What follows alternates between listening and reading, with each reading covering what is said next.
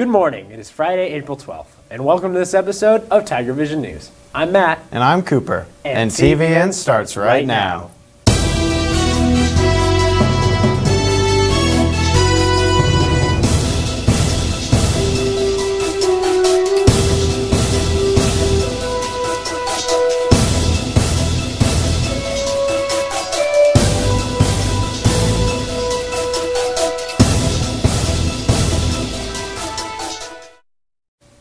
Congratulations to April Seniors of the Month, Mackenzie Austin and Levi Nance. FCA and Teens for Christ will be meeting in the old gym today, and Hayden Dennis will be speaking. Please bring your lunch and join us. Now, if you'll please join us for a moment of silence.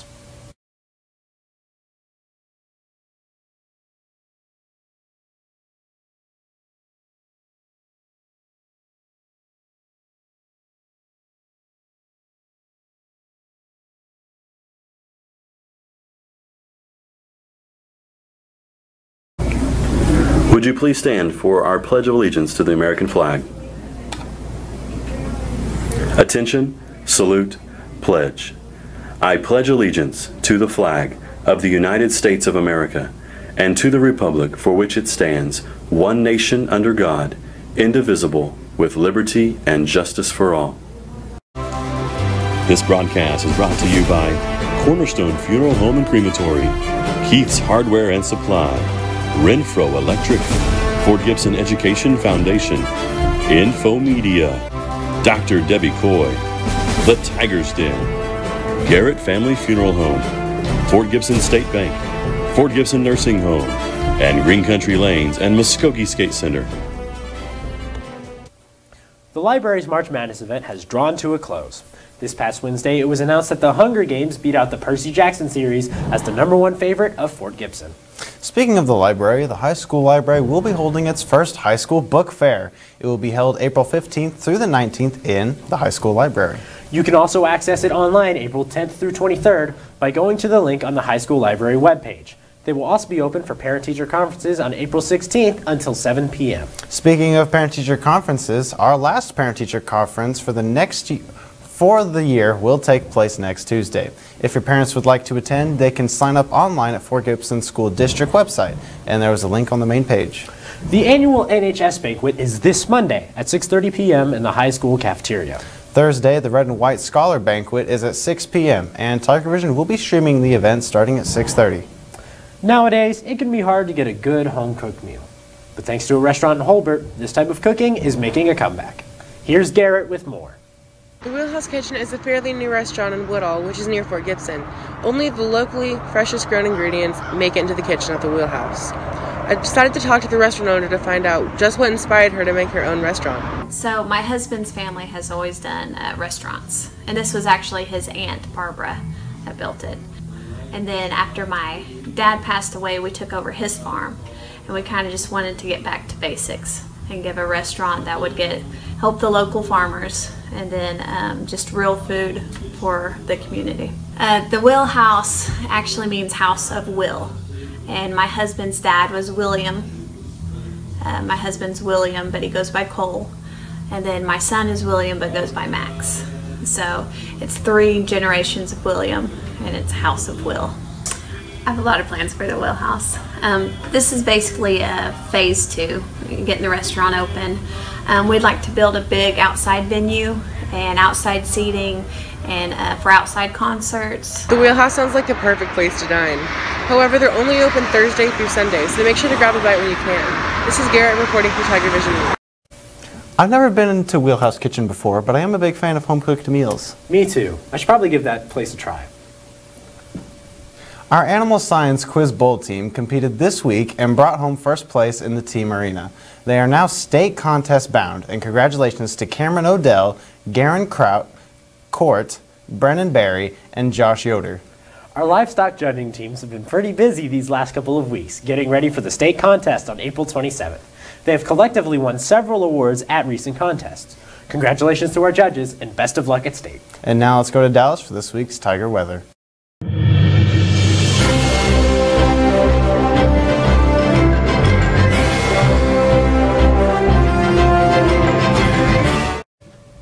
Today is going to be partly sunny, reaching a cool 60 degrees during the afternoon with a chilly mid-30s as our low tonight.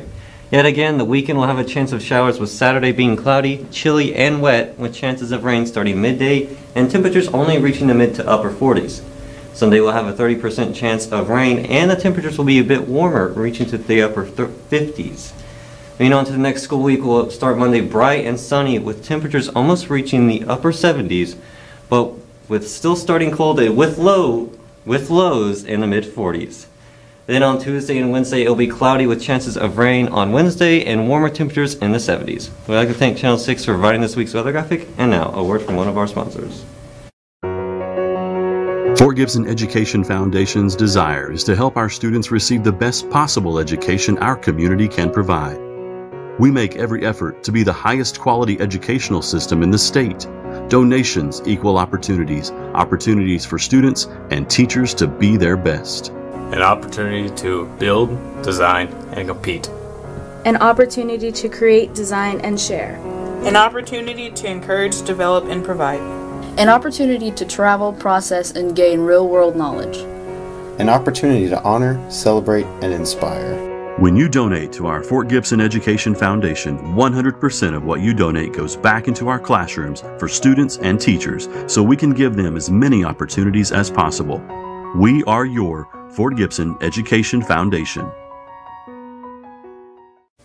For those wanting to take driver's ed this summer, sign-up forms are in the office. The $225 fee will need to be paid before the class starts on May 10th.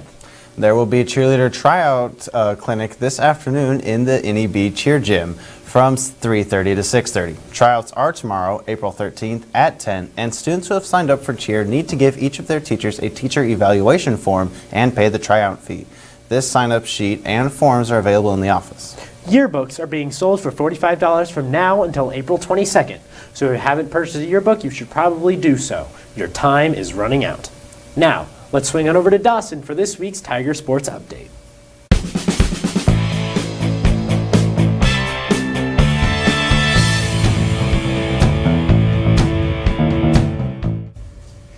Hey Tigers, on Wednesday both our boys and girls golf team went to the 4A conference tournament at the Mohawk Park in Tulsa. Monday the boys golf team will play in the 4A state preview tournament at Dornick Hills in Ardmore, and the girls will play at Lake Hefner in OKC. Monday our baseball team played Sperry and won 7-3. Tuesday they started the Nike Pro 9 tournament, which will end tomorrow. Next Monday they will play Steelville here at 4:30 and will play Steelville again on Tuesday at Steelville. Our soccer teams played Steelville on Tuesday, with the boys winning 10-0 and the girls winning 4-1. Yesterday our boys and girls soccer team played Atoka, and at the time of this recording we now have the results. Tonight is senior night, with both teams playing Poto here at 5 and 7. Next Tuesday they will play Hilldale at Tilldale at 5 and 7.